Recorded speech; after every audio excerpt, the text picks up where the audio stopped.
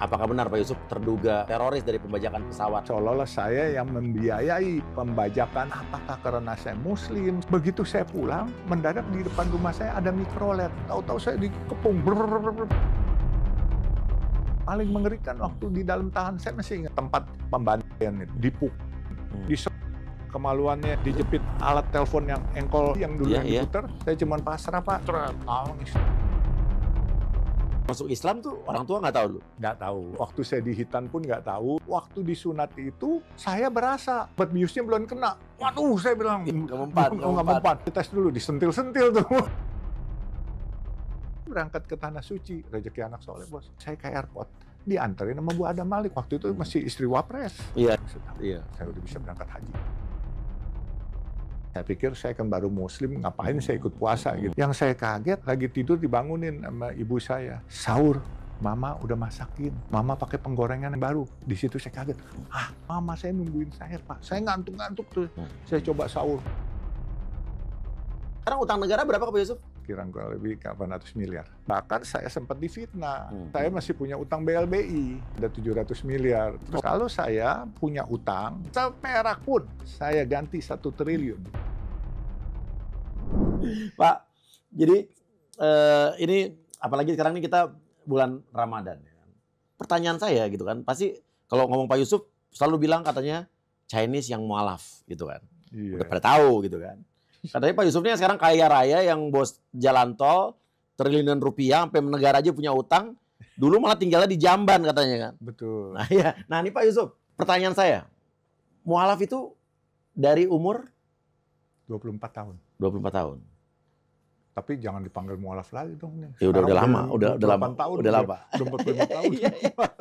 Istri saya kan juga mualaf ya. Iya, tapi semua enaknya saya. Iya. Walaupun udah 40 tahun menjadi Muslim, tetap dipanggil mualaf. Sampai sekarang. Sampai sekarang. Jadi kalau ada salah ya maaf-maaf aja ya, maklum mualaf. Iya. Dulu tuh gara-gara apa sih Pak? Emang bener gara-gara toa masjid apa gimana? Gini, saya nih waktu di Samarinda, saya tuh main sama teman-teman suku Bugis, suku Kutai, suku Madura, sama suku Banjar. Dan dulu Samarinda tahun 73-an masih sepi, jam 5 udah sepi, orang-orang pulang kantor sepi gitu. Nah, kami main di pertokoan Gelora situ di Panglima Batur. Nah, itu kalau malam hanya ada saudara-saudara kita pedagang-pedagang batu tuh dari Banjar, dari Kutai, dari Madura, ya kan, dari Bugis. Nah, mereka gelar batu cincin di kaki 5. Terus saya karena nggak ada kerjaan, begitu jam 5 pulang mandi, jam 6 saya udah nongkrong di situ.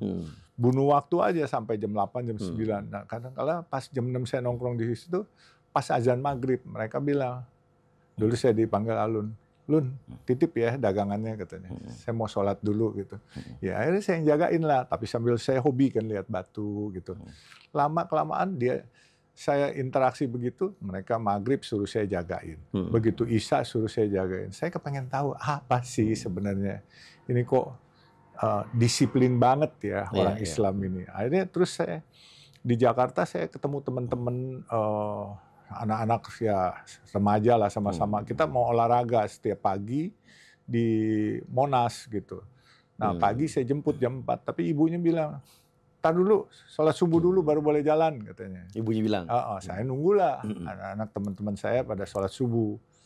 Terus kalau main di rumahnya, begitu sore dia bilang, udah maghrib, udah jangan main katanya, maghrib katanya, maghrib dulu katanya. Nah, akhirnya tergelitik hati saya, kepengen tahu, kenapa ya orang Islam kok hebat ya, disiplin waktunya ya. Pada saat-saat jamnya itu mereka sholat. Saya akhirnya menanyakan ke teman saya, kenapa sih harus sholat gitu.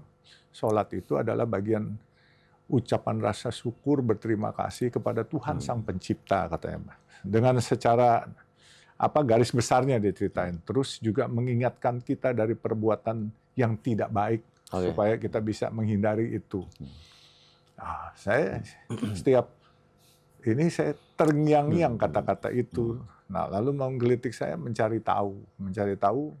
Setelah banyak berinteraksi dengan teman-teman umat Islam, saya baca satu majalah, bahwa ada orang masuk Islam. Saya di Hitan umur 17 atau 15 waktu itu di Samarinda. Tapi saya mau masuk Islam, saya nggak berani. Jadi saya bisa masuk Islam itu umur 24. Nah, ini proses perjalanan saya di Hitan. Ini cukup menarik. Saya teman-teman komunitas Muslim, dan ada teman-teman komunitas Tionghoa yang belum Muslim di Samarinda. Belum Muslim. Yang belum Muslim. Iya. Terus kita sering berinteraksi. Tapi yang belum Muslim pun dengan Muslim itu baik. Dia bilang, kalau itu sunat aja katanya. Sunat itu bukan soal agama Islam atau Kristen atau apa. Sunat itu buat kebersihan. Benar. Satu katanya. Kedua katanya, buat pria lebih bagus katanya. Kalau enggak selalu edi katanya kalau enggak disunat. Katanya. Edi, dini. Jadi saya bilang, udahlah teman-teman saya lihat pada hitan dan juga menghindari dari bau yang tidak baik. Yang biasanya kalau tidak di hitan air kencing terkumpul. Iya benar-benar. Ya kan. Nah, kalau di hitan kan itu nggak terkumpul di satu tempat dan nggak ketutup. Jadi sehingga menghindari bau yang tidak baik gitu. Akhirnya ikutlah saya. Nah waktu proses hitan itu lucu sekali. Semua teman saya yang Tionghoa sudah hitan. Saya yang belakangan. Saya belakangan disuntik di bius kan. Di bius lokal. Waktu dia gunting pertama, jadi bukan dipotong pakai pisau, Mas Uya. Dia gunting. Itu sunat nih. Waktu sunat di Mantri. Itu di Mantri. Di rumah sakit umum di Samarinda. Waktu disunat itu, saya berasa masih rupanya obat biusnya belum kena. Waduh, saya bilang. Merasa, dokter bilang belum ini obat biusnya. Belum mempan. Ditungguin lagi 10 menit, nggak disuntik lagi sih. Belum masuk kali. Untung nggak disuntik lagi gitu. Terus begitu udah 10 menit, saya ingat tuh. Coba katanya dites dulu, disentil-sentil tuh. Biasa nggak berasa, langsung digunting. Kres. Udah. Itu lama tuh obat bius ya? Sakti jajan punya ilmu kali Pak Yusuf? Enggak juga, cuma kenapa teman saya langsung itu? Mungkin karena badan saya kan dulu gede tuh. Jadi mungkin peredaran obat bius itu darahnya muternya lama. Teman saya masih ada yang di Hitan sama-sama, namanya Agus Sulistyo, si Koksiu sekarang di Samarinda masih ada orangnya. Kalau saya datang suka berinteraksi itu. Itu sama-sama sunat, cuman sama-sama sunat. Dia belum, biusnya lebih mempan. Dia lebih mempan dan dia belum dapat hidayah kalau saya udah. Iya. Nah, akhirnya waktu masuk Islam tuh orang tua nggak tahu lu? Nggak tahu.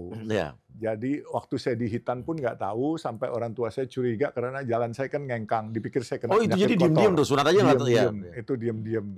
Nah waktu saya masuk Islam, akhirnya setelah masuk Islam itu kan heboh tuh di kampung sana. Akhirnya ibu bapak saya tahu, saya pikir saya dimarahin, dipanggil ke Samarinda. Terus kamu udah Muslim? Iya. Udah, terus dia diam. Saya antara bingung tuh, ibu saya marah apa enggak gitu. Ya udah. Terus nggak lama 2-3 hari saya didiemin, maksudnya diem tapi biasa aja ngomong. Terus kan puasa. Puasa, saya pikir saya kan baru Muslim, ngapain saya ikut puasa gitu ya. Yang saya kaget, pagi-pagi sebelum subuh itu, saya lagi tidur dibangunin sama ibu saya. Bangun. Terus saya bilang, ngantuk. Kenapa, Ma? Sahur. Ngantuk. Saya udah nggak mau gitu. Saya mau tidur aja kan. Namanya baru Muslim, ngapain saya puasa dulu, saya pikir gitu ya. Tahu-tahu ibu saya bilang gini, Mama udah masakin. Ya udah buat ntar siang aja, Ma. Mama pakai penggorengan yang pisah, Mama beli penggorengan baru. Di situ saya kaget. Apa, Ma? Beli penggorengan baru? Iya kan, kamu nggak boleh kan. Campur babi. Campur babi penggorengan yang ini. Ibu saya kok. Cari tahu sendiri. Cari tahu sendiri, dan maksudnya dia bukan Muslim, dia belum dapat hidayah, kok dia begitu menghargai. Nah saya udah Muslim, kok saya nggak menghargai? Langsung saya lompat. Saya lompat, ya Mah, di mana Mama makanan? Mama saya nungguin saya, Pak. Saya ngantuk-ngantuk tuh. Saya coba sahur. Saya minum banyak sengaja, 2 liter kali. Biar haus. Namanya baru puasa kan. Udah tuh. Berjalan puasa hari pertama, itu jam 3 siang. Saya bilang sama Mama saya, Ma, nggak kuat, Ma. Mau buka aja dibatalin deh. Saya bilang, nggak usah. Tunggu aja sebentar. Udah kamu tidur di kamar papamu. Cuman satu-satunya kita cuman punya AC window. Dulu bukan AC split, AC window itu.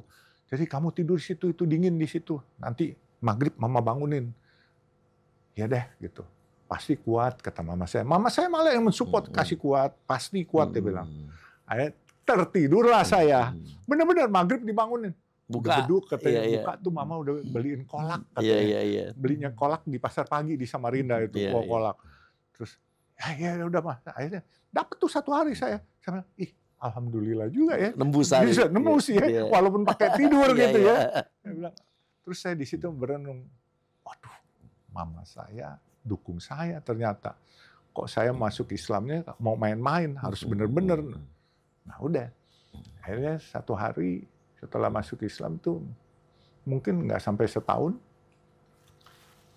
saya diajak berangkat haji sama. Oh langsung? Sama Ibu Ada Malik. Tapi saya bilang, saya nggak bisa Bu. Saya bilang, kan memang saya kebenaran kenal. Akhirnya saya ajak guru saya, yaitu Mutarsum, Ketua Umum HSBI, Himpunan Seni Budaya Islam. Saya bilang, berangkat tapi anak nggak punya uang, katanya. Saya juga nggak punya uang, Kita cari aja uang, bismillah lah.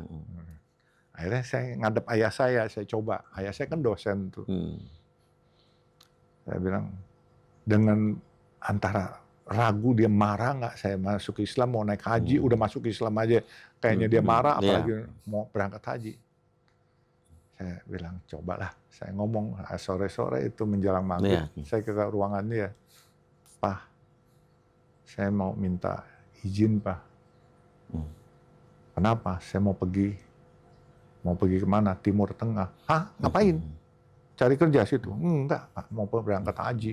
Kaget lagi dia. Berangkat haji. Punya uang kamu? Enggak punya. Berangkat sama siapa? Sama Mutarsum. Berapa satu orang? Paling 2 juta atau 3 juta lah dulu. Iya kan? Tahun 81 atau 82 ada. Gitu. Terus saya kaget tuh. Dulu kan orang tua saya namanya dosen, dia bawa tas ecolak tuh yang gede. Diambil. Dia buka. Cekrek. Diambil buku cek, dulu Bank Bumidaya. Dia tekenin, saya pikir dia kasih 5 juta. Nih, kamu berangkat baik-baik, jaga diri, dan jangan nakal, katanya.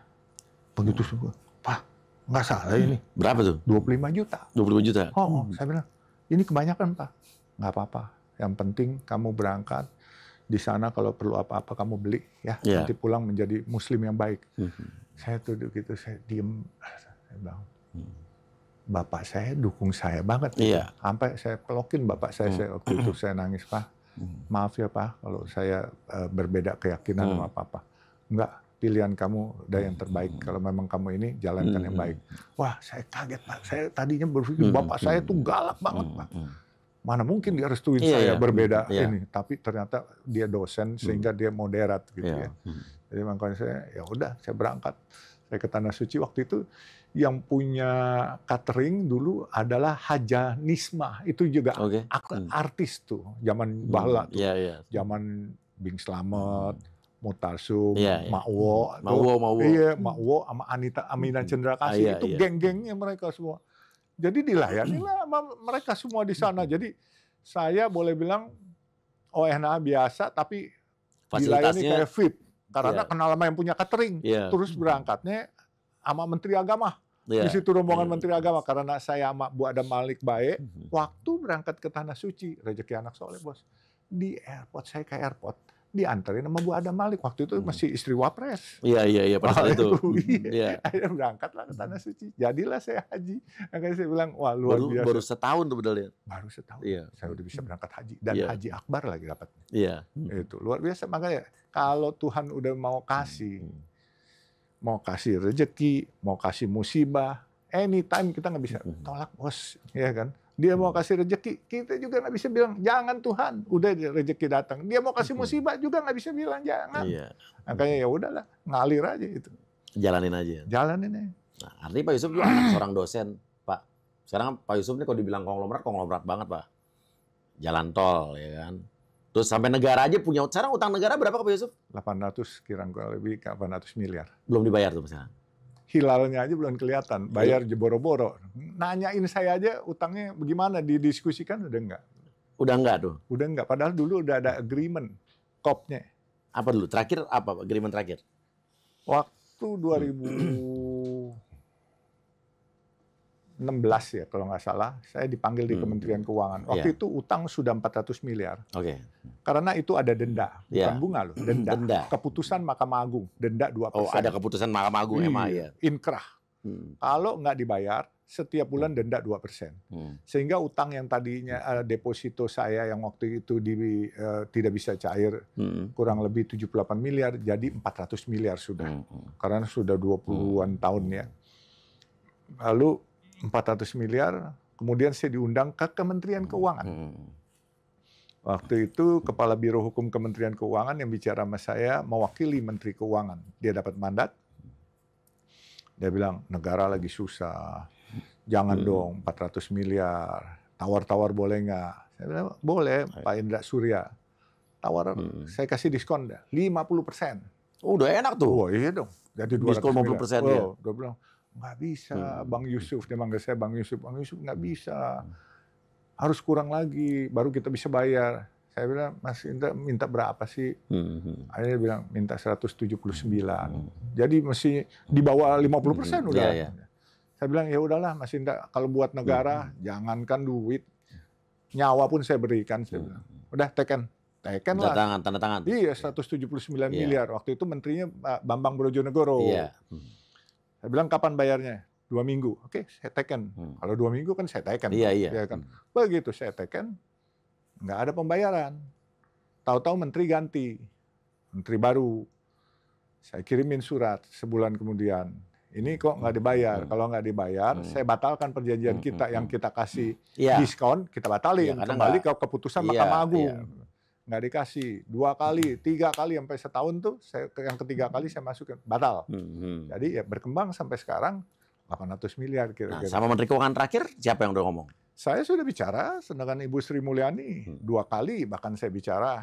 Disuratin nggak pernah dibalas. Bicara, ketemu, saya kasih data, sedang akan dipelajari. Bahkan saya sempat difitnah. Apa katanya? Bahwa saya masih punya utang BLBI. Oke, sebesar? Katanya ada 700 miliar. Terus jadi tinggal cepet dong ya? Enggak, boro-boro tinggal cepet. Jadi negara tidak berkewajiban karena saya ada utang. Saya bilang begini, jangan asbun. Kalau saya punya utang, BLBI seperak pun saya ganti 1 triliun. Oke, kalau punya utang BLBI, Pak Yusuf bilang seperak aja, saya ganti 1 triliun. Oke, tantangannya tuh. Tantangan saya. Oke. Buktikan, kalau nggak bisa, situ nggak bisa membuktikan dan ternyata saya tidak ada utang, situ bayar saya 1 perak aja. Oke, jadi tapi kalau ternyata tidak bisa membuktikan dan tidak ada utang, negara cukup membayar 1 rupiah. Ya ibaratnya taruhan nih, 1 perak doang. 1 perak taruhan 1 triliun. Oh, saya paham maksudnya sebetulnya. Sebetulnya menggelikan sih akhirnya. Bukan. Tapi akhirnya bisa membuktikan nggak bahwa ada utang? Minta maaf. Oh, siapa yang minta maaf? Staf khusus Menteri Keuangan, Dirjen di Kementerian Keuangan, minta maaf. Yang dimaksud bukan perusahaan Pak Yusuf yang ini. Bukan, kan nama saya PT Citra Marga. Jadi bukan PT Citra ini. Katanya. Tapi sebenarnya the damage already done. Ya, orang udah taunya bahwa saya punya utang BLBI. BLBI. BLBI, saya pengemplang BLBI. Cuman akhirnya saya bilang, penasihat hukum saya bilang, laporkan saja pencemaran nama baik. Saya bilang, enggak lah. Kalau buat saya kan saya selalu menganut filosofi Jawa, menang ojo ngasoraki. Ya kan, saya bilang cukup minta maaf. Akhirnya melalui beberapa teman minta maaf. Yang kalau Dirjen minta maaf secara terbuka di depan wartawan. Kalau yang teman yang satu, yang staf khusus, yaitu siapa Pak Justinus Prastowo, datang ketemu saya di tempat makan, terus vlog bersama. Saya bilang, ya udahlah. Jadi itu nggak benar tuh ya. Nah, dia bilang, tapi yang ngomong pada saat itu siapa? Menterinya siapa? Waktu ada utang Dirjennya sama tapi staf khususnya ya. sudah minta maaf. Tapi dia waktu itu lagi ada acara menteri di DPR. Nah, tapi pertanyaannya sekarang, yang 800 miliar itu jadi nggak dibayar, didiskusikan pun nggak. Tapi kita sebagai warga negara, kita bisa apa? Loh, kan utang harus dibayar. Kalau warga negara, utang kepada negara wajib dibayar. Iya, dikejar-kejar udak-udak. Kalau perlu digaseling, diborgol. Iya. Kan rekening dibekukan. Iya. Kalau Kalau negara yang berutang ke rakyatnya. nah susah. Ya Nah, udah. sekarang kalau misalnya mau ngomong Pak nih, lebih tepatnya ngomongnya sama siapa? Sama menteri? Saya pikir ya Menteri Keuangan. Jadi buat saya ginilah. Atau coba mungkin ngomong sama Ya. Bu Sri Mulyani langsung Pak. Nih, Pak. Kepada yang terhormat Bu Sri, tentunya saya mengenal baik Bu Sri dan Bu Sri juga mengenal baik kepada kami.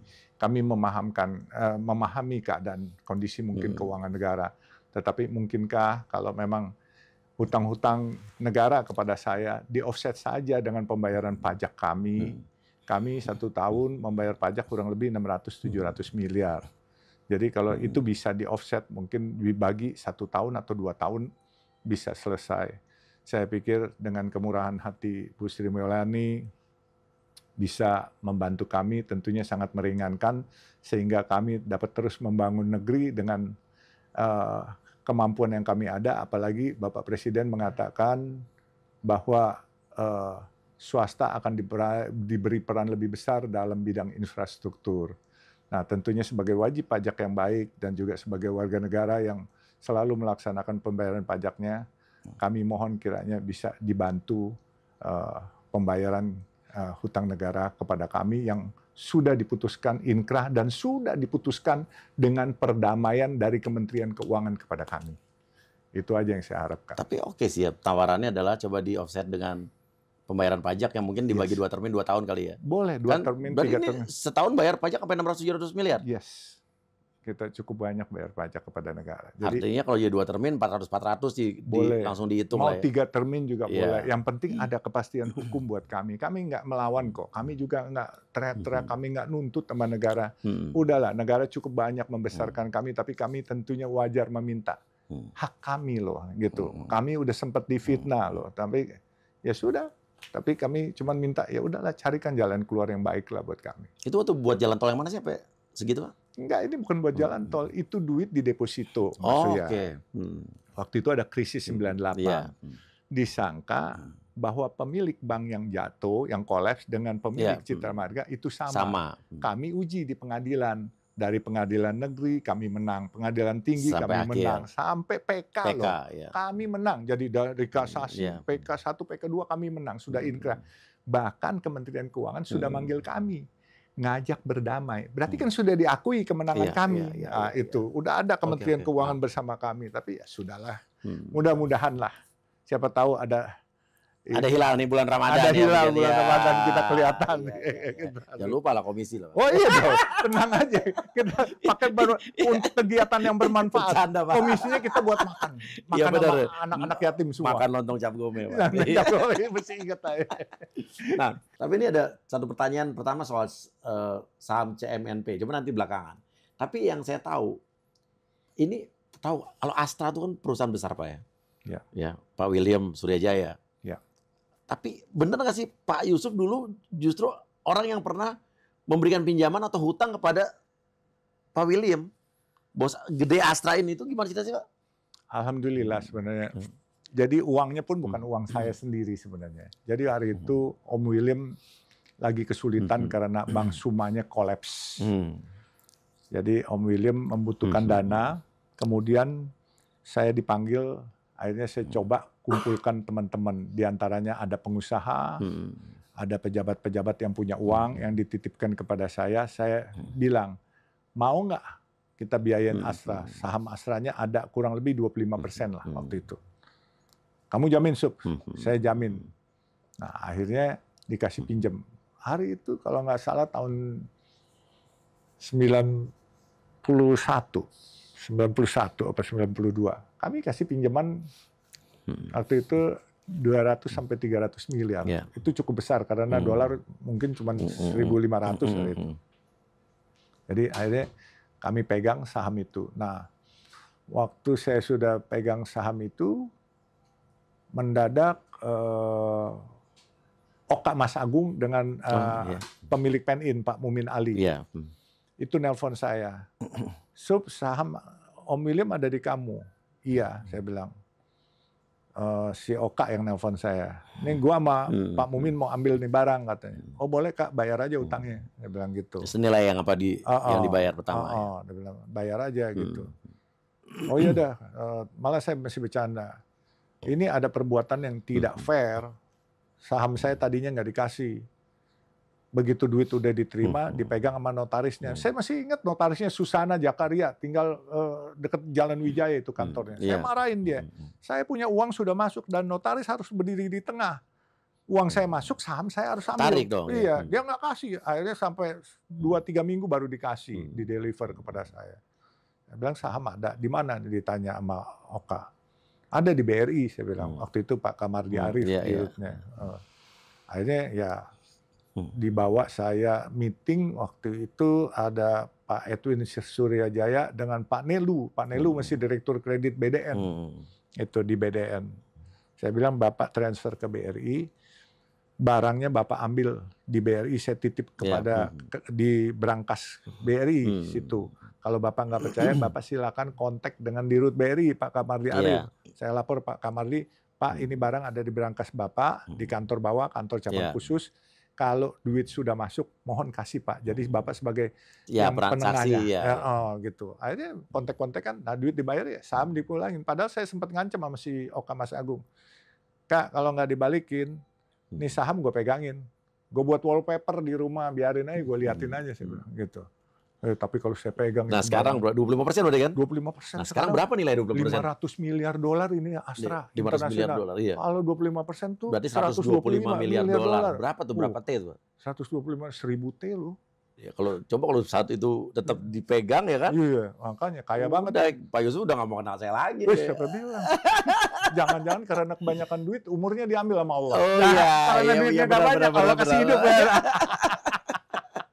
Nah, tapi itu emang berarti rezekinya bukan rezeki Pak Yusuf itu ya. Betul. Nah, walaupun si konsorsium yang kasih duit sama saya bilang, Yusuf dia sudah default, ambil. Saya mau barang itu, saya bilang jangan. Udah janji. Saya bilang dia minta kesempatan lagi, sabar. Padahal kalau saya mau nakal hari itu Pak, udah default, saya bisa milikin Astra. 25% ya kan? Tapi kan kita nggak amanah, kita culas. Orang bilang minta waktu, kita hidup harus amanah Pak. Jangan begitu, main rampok-rampok begitu.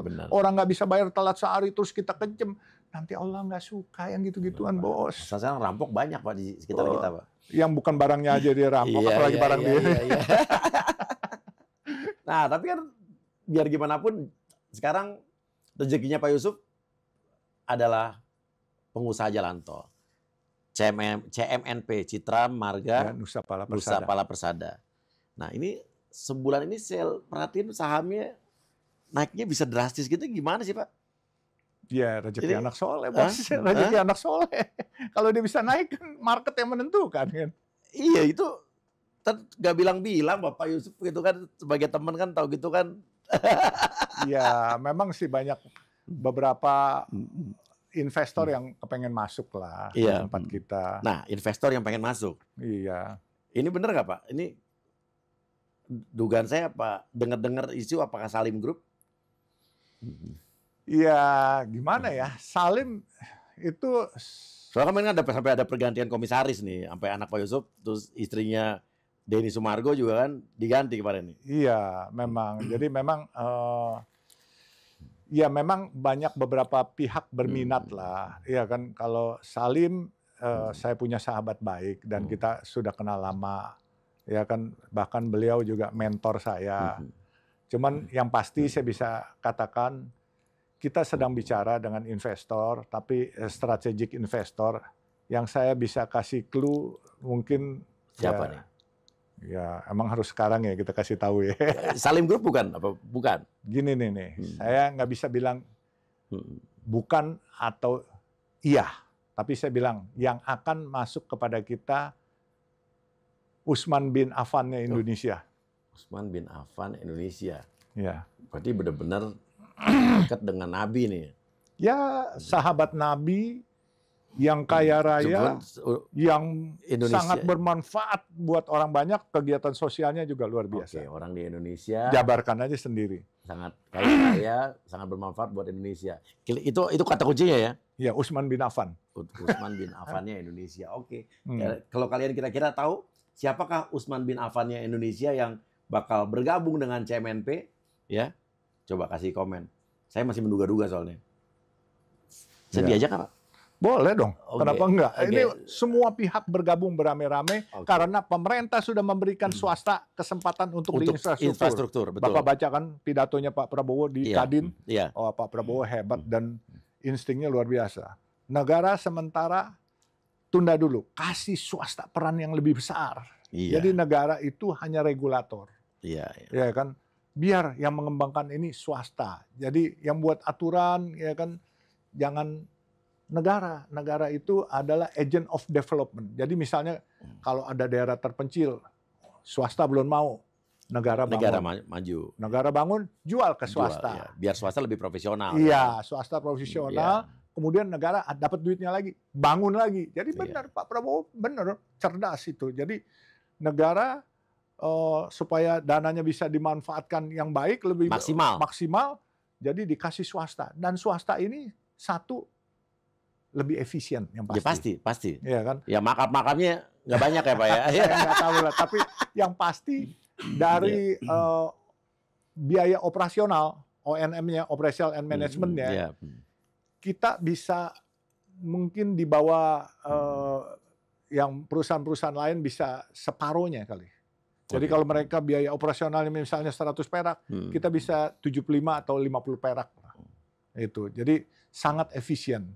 Karena kita mau nawar dan kita mau cari barang benar-benar nggak gampang. Kadang-kala kita buka Google kok. Harga barang berapa sih? Apa semua kita suruh orang-orang kita. Bahkan kalau kita tahu harga barang berapa, kita bisa dapat lebih murah daripada yang di Google itu, Pak. Di medsos itu. Kita datang, misalnya cari barang-barang. Kalau perlu ke pasar pagi cari. Ya kan? Ke pasar ular cari situ, pasti dapat yang lebih murah. Betul, jangan kayak waktu kemarin istri saya protes tuh di DPRD kan. Laptop untuk anak SD, pengadaannya satu laptop untuk anak SD 23 juta. Wah, mahal amat. Itu yang dia protes kemarin kan, makan sempat heboh kan Pak. Iya, benar juga, swasta pastilah akan lebih efisien dan dana lebih maksimal semua. Pak Prabowo top lah. Dia punya pemikiran, saya pikir bukan one step ahead, tapi three step ahead. Three step ahead, dan untuk negara, dan ini juga kemarin sudah banyak nih, rampok-rampok negara udah disikat-sikatin kan? Ya, saya lihat betul begitu. Cuman maksud saya juga itu bagus. Tapi namun demikian kita harus mempercayakan kepada Presiden yang baru bekerja 4 bulan kan udah cukup bagus ya. Jangan diojok-ojok terus ya kan? Jangan suuzon. Iya, kasih kesempatan. Ya, kasih kesempatan karena semua ini kan nggak seperti gigit cabai pedas gitu kan. Pelan-pelan. Saya pikir sekarang kita melihat Bapak Presiden Prabowo on the right track lah. Saya pikir bagus semua janji-janjinya dia akan ini, dan beliau nggak peduli orang mau ngomongin apa, beliau jalan aja ya kan. Dan saya sesuai keyakinannya. Saya kenal beliau lama, Pak. Jadi beliau itu kemauannya keras dan cinta beliau kepada tanah air dan kepada rakyat luar biasa.